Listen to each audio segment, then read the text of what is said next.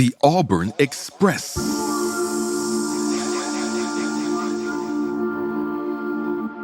You are now listening to The War Report LAUB Podcast.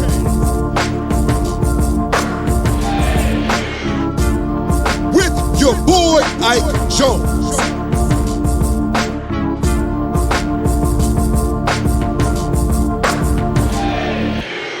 What's up, War Eagle War Report family? You got Ike Jones, and we are back inside LAUB talking a little bit about tonight's matchup, Auburn versus Vanderbilt, the rematch.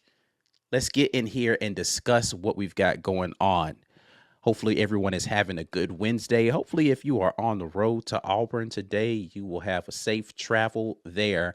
Auburn taking on Vanderbilt at home this time. Of course, Vanderbilt has already faced Auburn once this season. But tonight at 8 p.m. inside of Neville Arena. According to ESPN's matchup predictor, Auburn has a 98.2% chance of winning this game, also favored in the Vegas odds by a range of 19.5 points in this game. Points for Auburn, 82 versus 66.9 on the season for Vanderbilt. Points against, Auburn's defense is giving up 65.9 points per game. Vanderbilt 72.1. The field goal percentage in favor of Auburn as well at 46.4%, 39.7 for Vanderbilt. Rebound advantage to Auburn with 38.7 versus the 35.4 for Vanderbilt. Assist to Auburn, 17.8 per game to 9.7 for Vanderbilt. Blocks per game to Auburn, 5.9 versus 2.9. And then steals to Auburn, 7.9 versus 6.4 per game. Auburn right now has a 16-4 record to Vanderbilt's 5-14. It's been a rough season for Jerry Stackhouse and the Commodores, and they have not yet won a game in conference. Auburn, of course, on a 2-game losing streak in conference, trying to bring that to an end as they get back into the familiar confines of Neville Arena, which has been kind this season. Auburn is yet to lose a game at home this season. Tonight does not need to be a break from that pattern. Stat leaders for each team, still the same for Auburn. Janai Broome leading in points, rebounds, and blocks per game. Trey Donaldson is the leader in assists per game, and KD Johnson the leader in steals per game. For Vanderbilt, you've got the two guards there really patrolling and getting everything there for Majan and Lawrence. The points goes to Manjan. I think that's the correct name, where you pronounce that man's name. Good Lord, I hope I'm not pronouncing it incorrectly. An assist for him as well. Then you've got Lawrence in rebounds. Their leading rebounder is Tyron Lawrence, which is crazy to think about.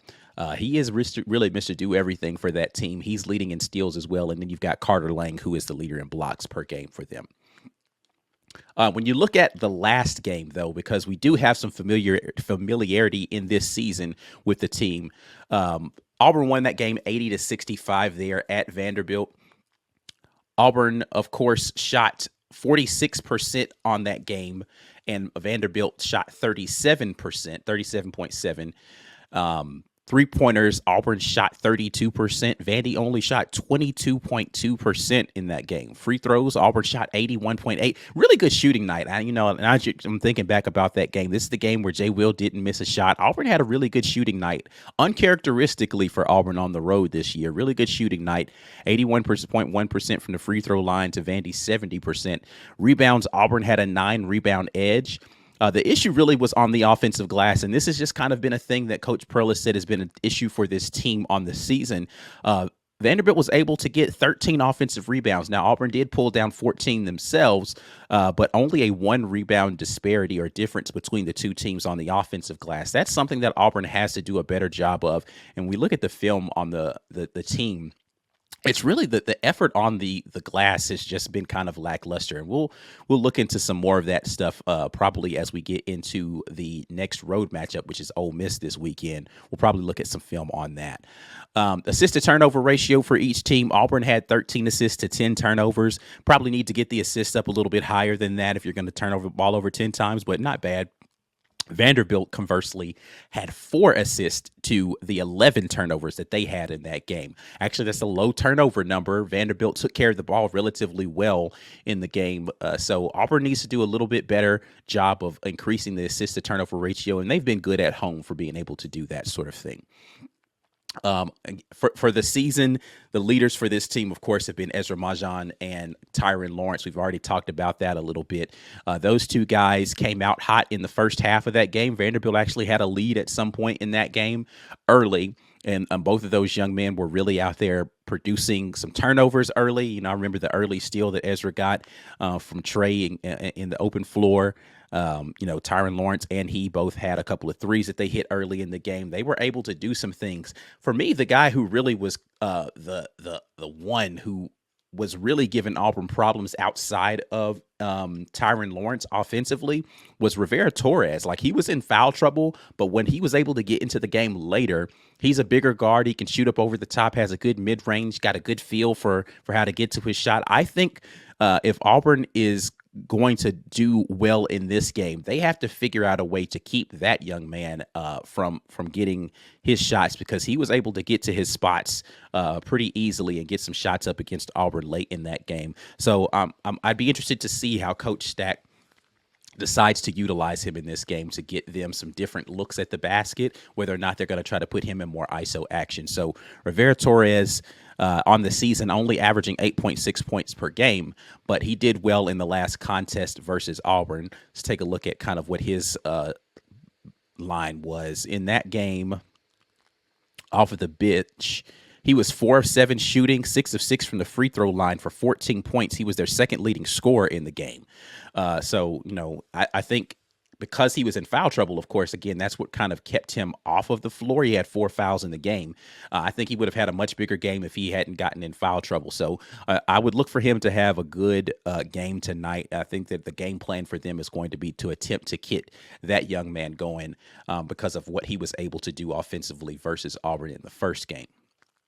When we look at this team, Vanderbilt, and how they perform on the road versus at home, though, when you look at the offensive stats for them at home, they're averaging 68.2 points per game at home. They're only averaging 63.75 on the road. Again, the issue of teams not being able to score as well on the road is across college basketball. This isn't some sort of Auburn thing. This is across college basketball. Players just aren't as good on the road. And I think when you get really into professional sports, when you talk about the NBA, that holds true for everybody who's not really a superstar on most teams. And, we've talked about this before. Auburn doesn't really have that bona fide first-round pick guy who's going to be a beast no matter what the arena is. He might have a bad game, but it's not really – you can't see the true difference of home versus away. It's really when you get into your supplemental players and your bench players when you start to see a home versus away disparity. And because Auburn is really comprised of a bunch of complementary players – and again, this is no disrespect to this Auburn team. I just don't know that there's a bona fide superstar. They have some really good star pieces, but superstar players who like the gravitational force around them. I think Janai Broom is probably the most talented, probably the guy who's heads and tails above some other people at his position. But as far as superstar players, Auburn doesn't really have them on this team. They have a lot of very solid contributing pieces, which means that if those things hold true as far as home versus away for your supplementary guys, you're going to struggle on the road because there's no guy that you can say, hey, here's the basketball, go get me a bucket type of dude on this team, or at least one hasn't emerged at this point in the season. And really, you've gotten to the place in the season where if that hasn't appeared, it needs to start appearing really quickly. And I don't know that there is a person that Coach Pearl trusts like that to this point in the season. And that's somebody who they really need to find, especially when we're talking about in those road environments. Who's going to be your guy to go to? But again, Vanderbilt's numbers do drop off when you look at them on the road. They're minus 5 points per game almost on the road. They're shooting 13% worse from the field. They are shooting a little bit better, from the free throw line. They're shooting a little bit better from the field, though, as far as their 2-point averages. They go up a little bit, which means that they're probably taking a few less threes on the road. Their 3-point percentage is a little bit lower on the road. So their effective field goal percentage, when you factor all of those things in, is slightly higher, but that's mostly because they are taking more quality shots on the road, just not scoring as well. Now, flipping it to the other side of the coin and talking about defensively, they're giving up more points on the road. Not by a lot, only by about 2.5 points per game. But they are actually better against free throw percentages, meaning that their teams aren't shooting as well on the road, in their home stadiums or home arenas. They're not doing as well from the free throw percentage, which is odd on average this season for how it's been for Vanderbilt. They're actually defending a little bit better on the road, and from the field and from 3-point, and then effective field goal percentage for teams versus Vanderbilt when they are coming into their arena has been a little bit less than what it has been on the road. So that's going to be something that's going to be interesting. Auburn in the midst of a bit of a shooting slump with a team that defends better on the road than they do at home traditionally during this season. Is Auburn going to be able to break out of that slump versus Vanderbilt? Now, by all means, this still is a game Auburn should win. Right? You shouldn't lose this home matchup against a team that has not won a conference game yet. And it's been tough for teams to win road matchups anyway. This is not a game that Auburn should drop here at home versus Vanderbilt. So looking forward to seeing how Auburn decides to come into this matchup and deal with some of the shooting slumps that they've had. Do guys get gun shy, or do they get happy to be home and then they're going to start to see it fall? If Auburn's not able to knock down threes early, how do they pivot offensively to be able to get points and figure out how to get some guys some good opportunities that don't look like three-pointers, right? I think to this point in the season, they've been happy to say, hey, we're getting good shots, keep shooting.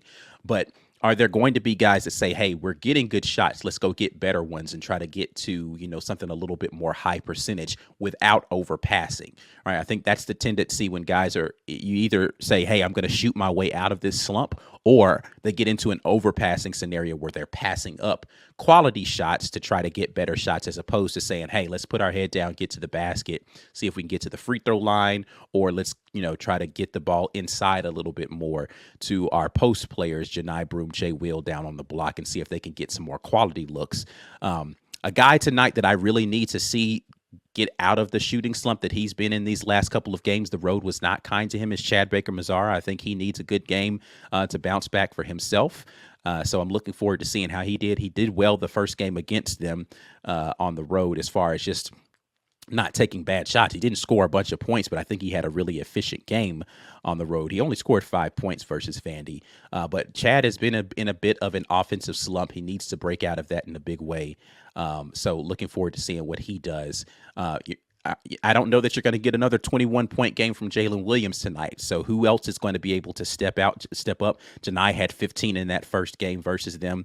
Aiden had a 10-point game. There's not a lot of double-figure games for Aiden Holloway so far this season. So it's going to be interesting to see kind of how they're able to get him involved in the offense a little bit more. He's a guy, I think for me tonight, I need to see Janai and Aiden Chad and Aiden find a way to break out of their slump and get back into the double-figure nature of what they're providing for this team off the bench for Chad. And, hey, whatever happened as far as the disciplinary actions for Aiden and for Denver, are they back into the starting lineup tonight, and are they going to be able to get off to a good start offensively with those guys back into their place that they had been in with their rotations? So those are all things that I think are going to be very interesting for the team tonight.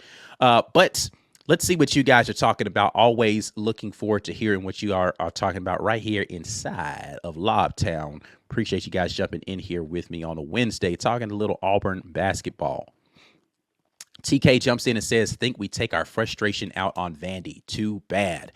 Nobody who is an Auburn fan is going to feel bad for Vandy, but I am definitely looking forward to a team that's hungry out there, ready to, exact a little bit of revenge, so to speak. It's not revenge against Vandy. It's not Vandy's fault. They already beat Vandy in their building. But to, like you said, take out a little frustration from the last two disappointing losses on the road.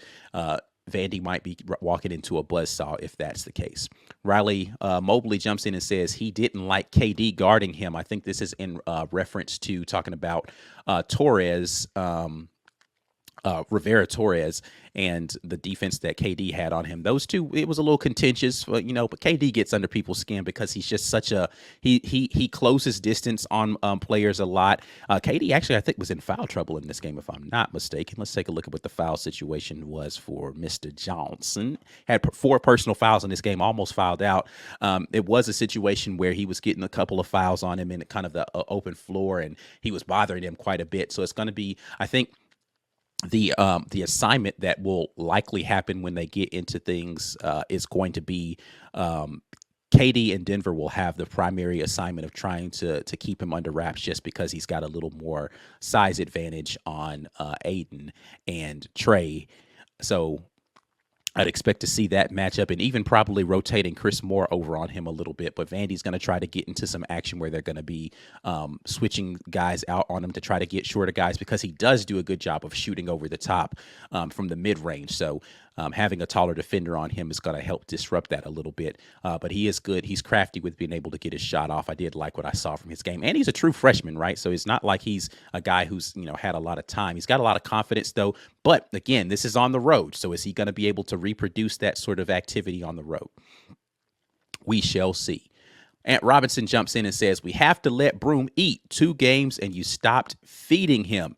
Listen, he went crazy versus Bama. I said this in the post game versus Bama or in the recap that I did for the Bama game, that I felt as if they should, his shot attempts in that game could have easily been in the 30s as far as points. His shot attempts were too low in that game for how easily or how often he was able to get quality looks versus that Alabama defense. There's no reason that they shouldn't be able to. In the last game, he got 15 points. He was the second leading scorer. If it wasn't for the fact that, Jay Will went crazy and didn't miss a single shot from the field, he probably would have been the leading scorer. But Broom's got to be a guy that you get involved in this game. It seems as if first half of these games, he's been a non-factor, and then he pours it on in the second half of this game. I think they just need to get him some early paint touches to be able to get the early offense going, and then flow through him back out to the perimeter in this one. Probably should be a good way to start off every game, unless teams are just going to play a bunch of zone. And then you get to the Chad Baker / Jay Will show at the high post. But we will see what happens in this one as far as how they expect to defend. Having seen this team once already at home, you've got tape on what they're doing against some of your action. So you should be able to figure something out a little bit different. That slip screen action that Auburn's been getting into of late, it started happening in tournament play. You saw that versus Texas A&M, and you've seen it manifest in the Ole Miss game. And they tried to do it a couple of times at Mississippi State. It didn't work. It worked like once or twice, but it didn't work as well consistently in that game. I think Mississippi State's a little bit better defensively. Vandy's a good, not great defensive team that they want to be able to kind of turn you over and slow you down, get into a half-court game. But, we talked about that a little bit in the first matchup. But now that they've seen that action a couple of times, it's going to be interesting to see how Vanderbilt decides to counter that, and they're more ready for that type of action. They've seen it a few times on film already. What's going to be the next counter move that Coach Pearl and company put in place to try to get some easy baskets in the half court? TK CBM does need to break out of the slump, and he will. I am looking forward to it again. He's one of those guys that off the bench is kind of an igniter for, not kind of, he is an igniter for your offense. So you need those types of guys to continue to have good games, and being back home is something that should allow him to get into that groove a little bit. Corey Weber says, need Aiden to break out of his shooting slump as well. Absolutely need Aiden Holloway. If he finds the range, man, this team, I think I've uttered this phrase way too many times this season. If this guy is doing this, then this team is really hard to beat. Aiden's one of those guys where if he's knocking down perimeter shots, this team becomes more difficult to beat because the pick and roll becomes more deadly, right? You have to either trap that pick and roll now, and he's a good passer out of the trap. He's not a guy that traps easily and turns the ball over a lot. You have to trap outside of that pick and roll, or you've got to switch it, which means that you're going to get some sort of mismatch if they're going to go to the 1-4 or the 1-5 pick and roll, meaning the point guard, for those that don't know the terminology, meaning point guard with your 4-man, which is typically Jay Will, Chad Baker-Mazara, Chaney, or your 5, which is Dylan Cartwell, Janai Broome, right? If they're going to go into that sort of matchup, I think what would make most sense, and I'm not giving anybody defensive strategies, is to go to a switched pick and roll when you have Cardwell in the game, because he's not as big a post threat, but that just means that you have to be able to do really well on the roll portion of that, and Aiden gets downhill, because then you've got the lob over the top. But anyway, that's a whole other thing strategically that teams have to figure out themselves. But yes, Aiden needs to figure out how to get himself going. Chris S. jumps in. Aiden has a nice layup package. Would be nice to see it. You've seen it in spurts during games, or it's at small spots during games, but hasn't been something that he's put into action enough, in my opinion. So looking forward to seeing Aiden get into the lane a little bit more and make people have to defend him at 3 levels, right? Not just play for, him shooting the ball over the top out of a PNR, but him actually getting downhill on that and being able to find guys effectively. He did that early in the Bama game, was able to find Janai Broome. They switched up how they defended it a little bit, and he looked lost when he got down there in the lane. He needs to figure out how to play off of that pick and roll a little bit better to be able to facilitate out of that.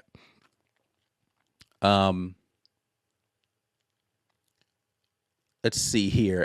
Ant Robinson says, can we get a feed Janai tag going?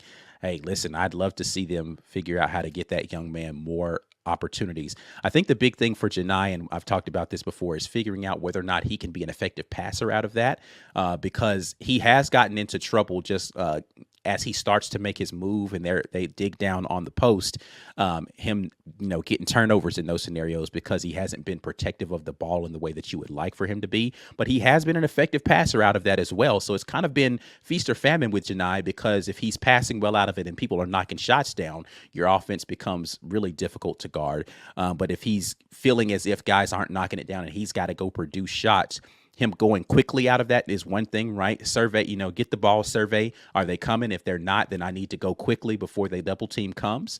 But being effective in the way that they're getting him the ball in the mid to low post, so that he's able to go quickly if a double team's not coming, is going to be important. Riley jumps back in and says, Denver needs to take that shot Aiden takes more often.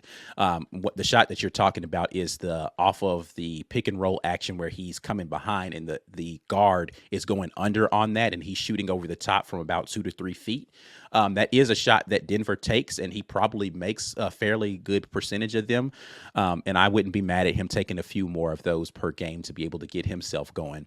But what I do like about when Denver gets into those scenarios and he's not forcing shots up is he gets downhill on that, right? So he's got a head of steam and he's able to get downhill on that. I'd actually like to see Aiden do that a little bit more.